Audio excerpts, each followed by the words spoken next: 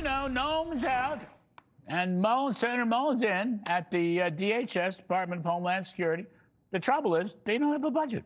They don't have a budget. We're in a war, and they don't have a budget. So let's talk about it. Liz Peek, Fox News contributors here or there, and Byron York, Washington Examiner, chief political correspondent and Fox News contributor. Thanks to both of you. Okay, Byron, I get it. Kristi Noem was, I mean, she did it to herself. These were self-inflicted wounds. But putting that aside, Mullins in at the Department of Homeland Security. Okay, he's a very capable guy. We know him well. But they don't have a budget. And it does look like they're going to get a budget. Something I think failed in the Senate today. And I don't know, the House vote, they're more worried about the War Powers Act, which is just stupid. But anyway, at some point, you've got to have a budget, don't you? This is just an absolutely insane situation. I mean, we've talked about government shutdowns in the past, and this is not that. It's essentially a shutdown of parts of one department, but important parts like the TSA. Yeah. And the workers at TSA are not being paid. I mean, how long is that actually going to go on and our system continue, our transportation system continue to work as it does? This is absolutely crazy, but I do think Democrats have determined that there is really no political price to be paid for this. And so far as I can tell, they're right.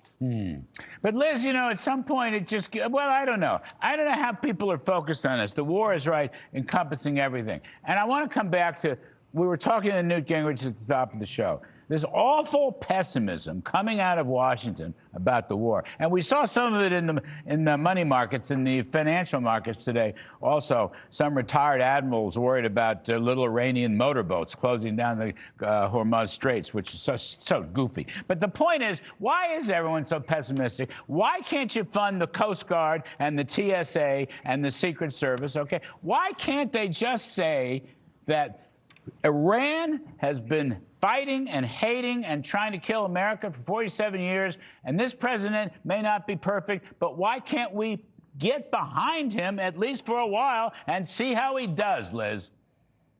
Yeah, I mean, Larry, Iranians haven't been trying to kill Americans for decades. They have been killing Americans for decades. I think it is absolutely abhorrent that the media and the Democrats have taken such a negative stance on purging the world of this horrible regime that just recently killed, oh yes, 25,000 or more of their own citizens. Look, I think it is really truly Trump derangement syndrome. If he's for it, they're against it.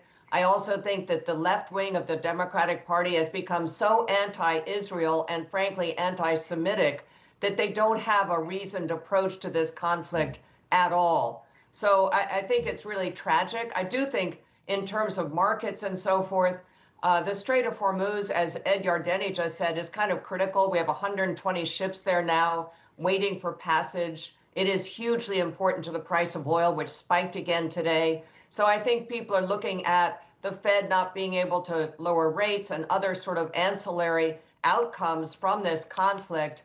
And that's what's rattling markets right now. It's a great buying opportunity. It's a fabulous buying opportunity. Probably right. Byron York, let's go get in a plane and go to Texas. I'm waiting for President Trump to endorse Senator Cornyn in the Republican primary down there so they can sweep Texas. I mean, the dream of every left-wing Democrat is to break into Texas, but they never do. And I think this is going to happen again. John Cornyn's stronger than people thought he was, Byron. He was. He did better in the primary than people thought. There were a lot of polls that showed him behind Ken Paxton in this race, and he ends up ahead of Ken Paxton in this race.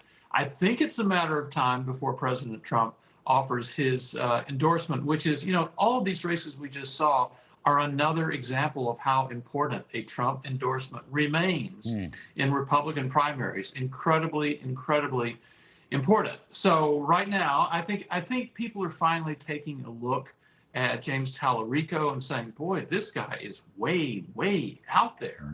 And is this the guy who's going to turn Texas blue? And I think people are saying, well, no, maybe not. But you've got to have a presidential endorsement for John Cornyn for him to get through this thing. Well, I think also, you know, Cornyn's an underrated politician. Cornyn raised a lot of money. Cornyn, whatever it takes, he raised a lot of money. And he's, you know, been effective running the Republican Senate Campaign Committee. Liz, the Harvard Harris poll, this is apropos of Trump's, I think, inner strength. The Harvard Harris poll here in the last minute showed 5 or 6 categories on the economy, on the border, on a number of areas, social policy. Donald Trump is a lot stronger than people think he is. That's a good poll, and it showed tremendous Trump strength. What do you make of that? I mean, the Washington people think he's dead in the water. He's not. I agree, Larry. I was surprised and pleased to see that poll come out, because all we've heard is negative ratings on everything to do with the president. But, you know, the president isn't going to be running, and Republicans are not going to be running against a cardboard figure. They are going to have actual live opponents like this lunatic running in. I got it, Jim. Oh, never enough time in life.